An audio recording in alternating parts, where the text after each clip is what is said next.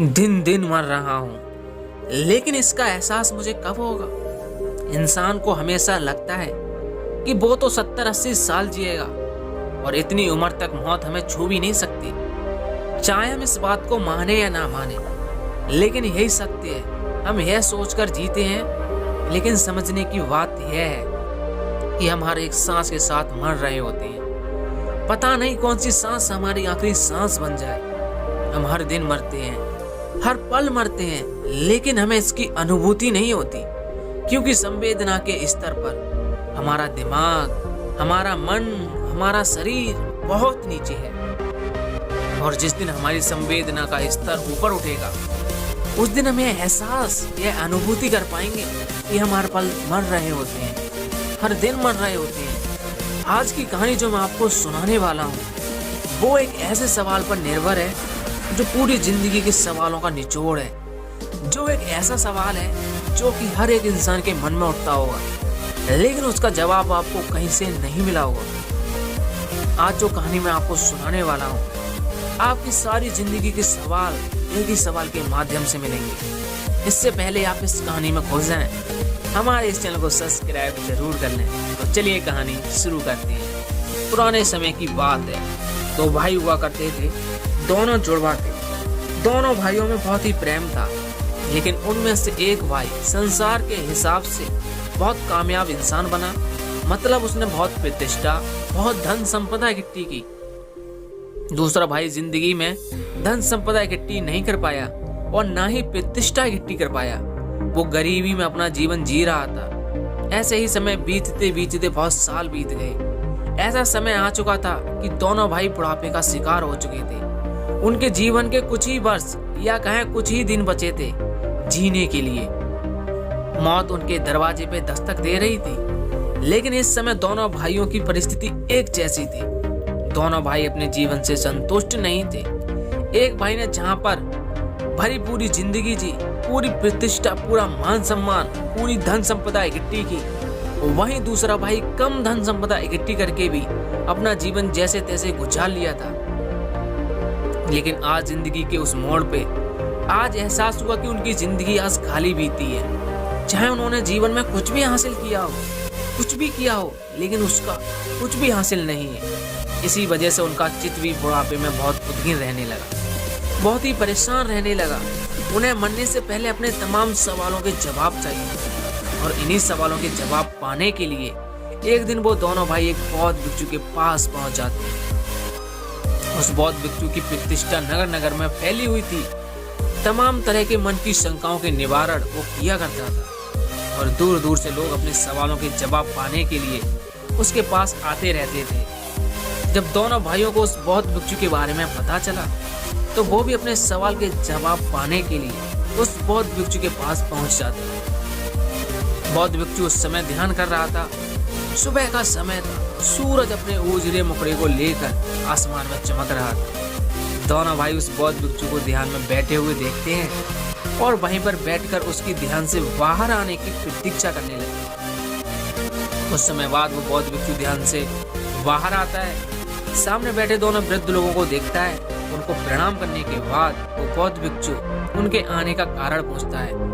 उनमें से एक भाई कहता है कि हमारे जीवन के तमाम सवालात हैं, जिनका जवाब हम आपसे पाने के लिए आए हैं, और ये सारे सवाल हमारे जीवन से संबंधित हैं, और हमें आशा है कि आपसे उन सवालों के जवाब मिलने में सहायता मिलेगी। यह सुनने के बाद बौद्ध भिक्षु कुछ देर सोचने के बाद कहता है कि मुझे माफ कीजिएगा, मैं आपके सारे सवालों का जवाब नहीं दे सकता। मेरे पास इतना समय नहीं है।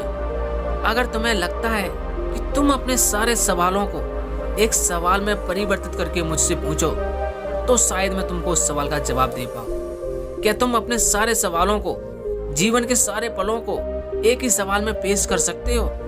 तो मुझसे वो सवाल पूछो। दोनों भाई कुछ समय के लिए आपस में चर्चा करते हैं, और कुछ सोचकर एक भाई कहता है, वैसे तो जिंदगी के सारे सवालों को एक सवाल में पेश करना तो बहुत ही मुश्किल है। ये बहुत ही नामुमकिन सी बात लगती है, लेकिन हम दोनों भाइयों ने आपस में सहमति करके जिंदगी को एक सवाल में पिरो दिया है। और वो सवाल ये है कि मैंने और मेरे भाई ने अपने जीवन को संपूर्ण तरीके से जिया है। मैंने अपने जीवन में बहुत धन संपदा इकट्ठी की, बहुत ही प्रतिष्ठा कमाई, और मेरे भाई ने कम धन संपदा इकट्ठी की, लेकिन उसने फिर भी अपना जीवन संतोषजनक जिया। लेकिन जीवन के इस मोड़ पर, जहाँ पे मौत हमें अपने शिकंजे में कभी भी ले सकती है, हमें पता नहीं कैसा एहसास हो रहा है। हमें लगता है हमने अपने जीवन को में जो भी इकट्ठा किया है, जो भी पाया है, वो सब कुछ व्यर्थ है, सब कुछ खाली है, क्योंकि मौत सब कुछ खत्म कर देगी। कल हम मर जाएंगे, हमारे मूल्य, हमारे सिद्धांत, हमारी धन संपदा, हमारी प्रतिष्ठा, हमारा संतोष सब यहीं पीछे छूट जाएगा। और हमारे मन में अब ये सवाल जन्म ले रहा है कि जीवन में ऐसे मूल्यों का क्या उपयोग जो मौत के साथ खत्म हो जाए। हमने अपने मूल्यों के लिए, जीवन के आदर्शों के लिए सब कुछ दांव पे रख दिया।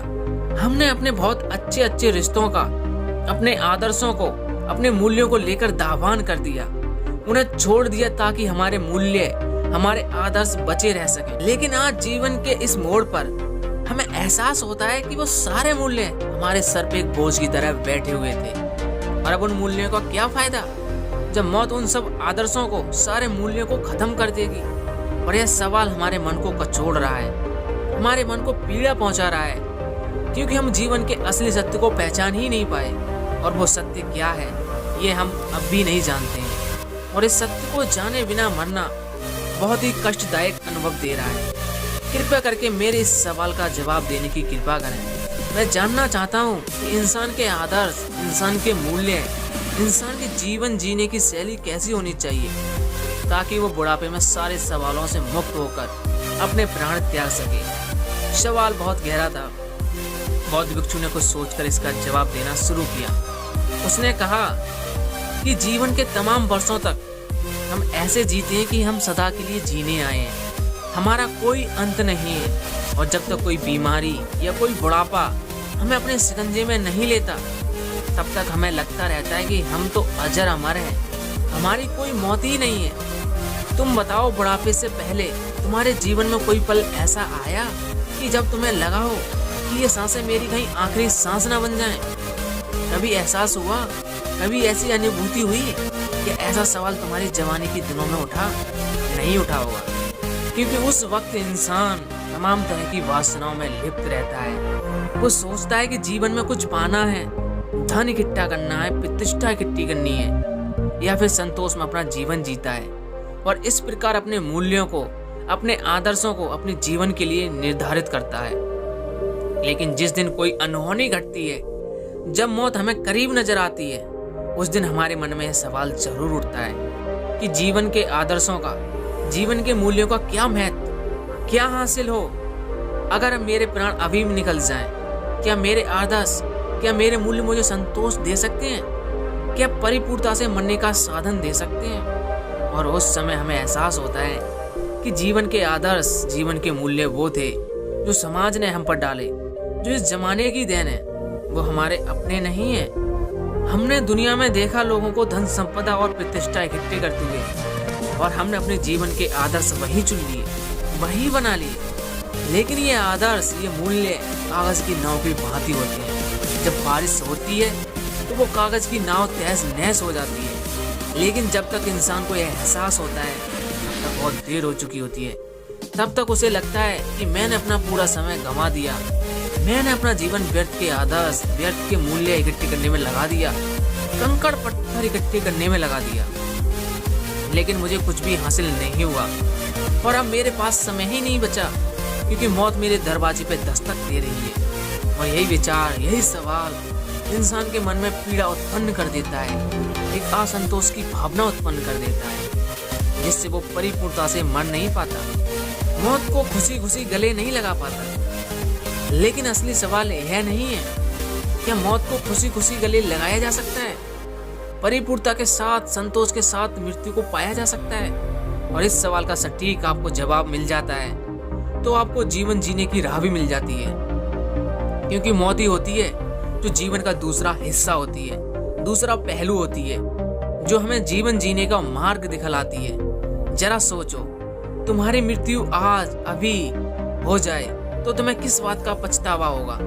जरा सोचो, तुम्हें पछतावा होगा तमाम उन चीजों का जो तुम अपने जीवन में हासिल नहीं कर पाए। जो तुमने अपने लक्ष्य निर्धारित किए थे, तुम उन तक पहुंच नहीं पाए। यही पीड़ा तुम्हारे मन को दीमक की तरह तुम्हारे मन को खा रही है। अगर तुमने अपने लक्ष्य को हासिल भी कर लिया हो, उसे पा भी लिया हो, तो भी तुम्हारा मन संतोष में क्यों नहीं है? क्योंकि आज इस मोड़ पर तुम्हें पता चला कि वो लक्ष्य है जो मैंने निर्धारित किया था, जो बनाया था, वो मिथ्या था, वो सच नहीं था, वो वास्तविक नहीं था, वो परम आनंद देने वाला नहीं था। इसलिए वो लक्ष्य तुम्हारे मन को पीड़ा पहुंचा रहा है कि तुमने अज्ञानता में, अंधकार में एक गलत लक्ष्य को चुन लिया। जिंदगी भर उस लक्ष्य को पाने के लिए पूरी ताकत झोंक दी और आखिर में तुम्हें पता चला कि वो लक्ष्य तो मिथ्या था, वो तो झूठा था। और जरा सोचो, तुम लक्ष्य को पाने के लिए गलत दिशा में चले जा रहे थे और जब तुम मीलों जब दूसरी दिशा में बढ़ते चले गए, तब तुम्हें दूसरे छोर पर पहुंच के एहसास हुआ कि जीवन का लक्ष्य तो उस पार था, दूसरी तरफ था, लेकिन तुमने उसे आंखें खोलकर देखा ही नहीं और तुम दूसरी दिशा में बढ़े चले जा रहे थे कि इस उम्मीद में कि जहाँ पर यह रास्ता खत्म होगा वहाँ पर मेरा लक्ष्य मिल जाएगा। जिंदगी में खाना पीना तो जानवर भी खाते हैं, वो भी कमाते हैं, वो भी मेहनत करते हैं, वो भी अपना परिवार बसाते हैं, वो भी अपनी प्रतिष्ठा कायम करना चाहते हैं। लेकिन सोचने की बात यह है कि इंसान के लक्ष्य और जानवर के लक्ष्य में क्या अंतर होता है? अगर कोई अंतर नहीं होता तो क्या अंतर होना चाहिए? जानवर का लक्ष्य यहीं तक सीमित रहता है कि मुझे खाना मिल जाए और आराम से अपनी जिंदगी जी सकूं। एक जानवर का यही लक्ष्य होता है और इसके बाद उस जानवर को बच्चे पैदा करने में संतोष मिलता है और वो भोग और खाने के लिए अपना पूरा जीवन निकाल देता है। लेकिन आज के युग में हम देखते हैं कि इंसान भी इन्हीं चीजों का संग्रह करता है। वो भी चाहता है कि मैं धन संपदा इकट्ठी कर लूं, अच्छा घर बना लूं, अच्छा परिवार बसा लूं और यही मात्र मेरा लक्ष्य है। इससे ज्यादा कुछ नहीं तो समाज में प्रतिष्ठा भी बना लूं और मेरा जीवन परिपूर्ण हो जाएगा। कितनी समानता है दोनों के लक्ष्यों में। एक जानवर और इंसान का लक्ष्य लगभग बराबर सा लगता है, लगभग एक जैसा लगता है। तो फिर हम इंसान का अहंकार देकर क्यों जीते हैं? तो क्यों हम अपने आप को जानवरों से सर्वोपरि समझते हैं? अरे आखिर में हम जीवन तो वही जी रहे हैं जो वो जानवर जी रहे हैं, फिर दोनों में भेद क्या? लेकिन एक चैतन्य इंसान जिसकी चेतना थोड़ी ऊपर उठ चुकी है, उसे इस बात का एहसास होता है कि एक जानवर और एक इंसान में केवल एक चेतना का फर्क होता है। जानवर की चेतना कम होती है, उसका होश कम होता है, वहीं इंसान की चेतना ऊपर होती है। इंसान की चेतना इस प्रकार बनाई गई है, वो अगर चाहे तो उससे परमात्मा को भी हासिल कर सकता है। लेकिन हम उस चेतना का उपयोग कहाँ पर करते हैं? धन संपदा, प्रतिष्ठा, ये छोटे छोटे लक्ष्य कंकड़ पत्थर इकट्ठी करने में। उसी चेतना के स्तर को और ऊपर उठाते हुए हम उस परम आनंद का आनंद उठा सकते थे, उस परमात्मा को जान सकते थे। लेकिन हमने वो चेतना अपने जीवन काल में बर्बाद कर दी, व्यर्थ कर दी और यही पीड़ा हमारे मन को कचोड़ती रहती है। वही चेतना हमें एहसास कराती रहती है कि तुम्हारे सारे लक्ष्य कंकड़ पत्थर की भांति थे और इसी वजह से आदमी कभी परिपूर्णता के साथ नहीं मरता। समाज के सारे आदर्श, सारे मूल्य तुम्हारे ऊपर एक बोझ की तरह बने रहते हैं। तुम उनका पालन तो करते हो, लेकिन अधूरे चित्त से तुम्हारा पूरा चित्त उसमें शामिल नहीं होता, क्योंकि वो तुम्हारी खोज नहीं है, वो समाज के द्वारा तुम पर डाला गया है। लेकिन जिस दिन तुम उन आदर्शों का, उन मूल्यों को अच्छी तरह से निरीक्षण कर लोगे, अच्छी तरीके से पहचान लोगे, उस दिन वो आदर्श, वो मूल्य बोझ नहीं बनेंगे, तुम्हारे लिए जीवन जीने की एक दिशा प्रदान करेंगे। जीवन में इंसान का एकमात्र लक्ष्य होना चाहिए कि अपने चेतना के स्तर को ऊपर कैसे उठाएं, ताकि हम जीवन के हर पल को, हर क्षण को, हर सुख दुख को अपने पूरे चैतन्य भाव से जी सकें और ये देख सकें कि दोनों एक ही सिक्के के दो पहलू हैं। सुख और दुख में मेरी दोनों अवस्था एक समान है। मैं परम चैतन्य हूँ, चैतन्य के अलावा कुछ भी नहीं हूँ। मैं हर पल, हर क्षण का साक्षी मात्र हूँ, मैं उसमें शामिल हूँ। और जब ये भाव आदमी पैदा कर लेता है तो सारे व्यर्थ के लक्ष्य, उनके पीछे भागने की सारी दौड़ सब खत्म हो जाती है और जीवन का एकमात्र लक्ष्य बचता है और वो होता है चैतन्य आत्मा, चैतन्य रूप, चैतन्य मन, चैतन्य दिमाग, चैतन्य शरीर, चैतन्य इंद्रियां। जीवन में क्या हासिल करोगे, क्या पाओगे? सब कुछ खत्म हो जाएगा, सब कुछ मिट्टी में मिल जाएगा और जब मिट्टी बनेगा तब देखकर तुम पछतावा करोगे, मैंने तो अपने जीवन को ऐसे ही मूल्यवान समझ लिया था, क्या मूल्यवान था इसमें? तुमने चेतना के स्तर को ऊपर उठाया, तुम चैतन्य बने और आज तुम रो रहे हो। अब क्या होगा जब चिड़ियां चुग गई खेत? अब कुछ क्षण बचे हैं जिंदगी में, बुढ़ापे के बाद। अब पछतावा करके क्या फायदा? लेकिन कहते हैं जहाँ जागो वहीं सवेरा। चेतना पैदा करने के लिए एक एहसास, एक पल, एक क्षण ही काफी होता है और पूरा जीवन एक पल में रूपांतरित हो जाता है। अगर अब भी तुम्हारे अंदर यह होश पैदा हो जाता है कि जीवन क्या है, जीवन का असली मतलब क्या है, अगर तुम भी भली भांति अभी जान पाते हो, तुम्हारा अब चेतन मन इस बात को समझ पाता है, तो तुम्हारा जीवन इसी पल से रूपांतरित हो जाएगा। और जीवन जीने में जितने भी बचे हुए पल हैं, उनको जीने में तुमको पछताव नहीं होगा। पूरे चैतन्य होकर जियो, पूरे होश में जियो। जरा सोचो, अगर हम ऐसे जीवन जिए कि मेरा हर दिन आखिरी दिन बन जाए, मुझे लगे कि हर सुबह मेरा एक नया जन्म हो, हर दिन एक नई शुरुआत हो, एक नए चैतन्य का जन्म हो, एक नया इंसान पैदा हो। सोचो, अगर ऐसी जिंदगी, ऐसी सोच हम पैदा कर लें तो जीवन कितना रूपांतरित हो सकता है। हर दिन हमारे लिए अनोखा बन सकता है, हर दिन हमारे चैतन्य के स्तर को ऊपर उठाने की एक सीढ़ी बन सकता है। लेकिन हम करते क्या हैं? कंकड़ पत्थर इकट्ठे करते हैं, ऐसे ऐसे लक्ष्य जो किसी काम के नहीं है। वो धन संपदा, वो प्रतिष्ठा जो मिट्टी में मिल जाएगी। कितने ही राजा और रंग आए, हमें सब कुछ हमारी आंखों के सामने इतिहास गवाह ये बताकर गए कि जीवन में कुछ भी हासिल करने जैसा नहीं है। जीवन व्यर्थ है, उसकी एक ही सार्थकता है और वो है चैतन्य। चैतन्य मन।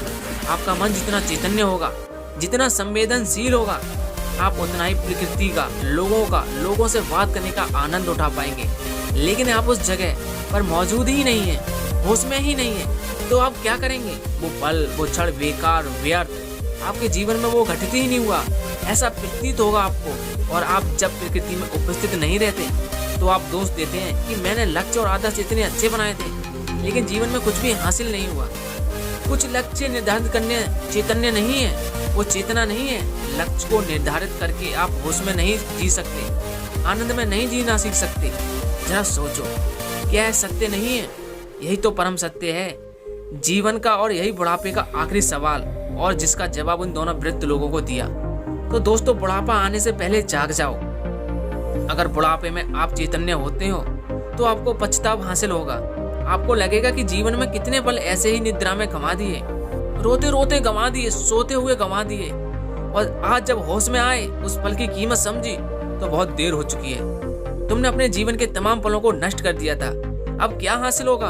अब कुछ क्षण बचे हैं, उनको होश में जी लो।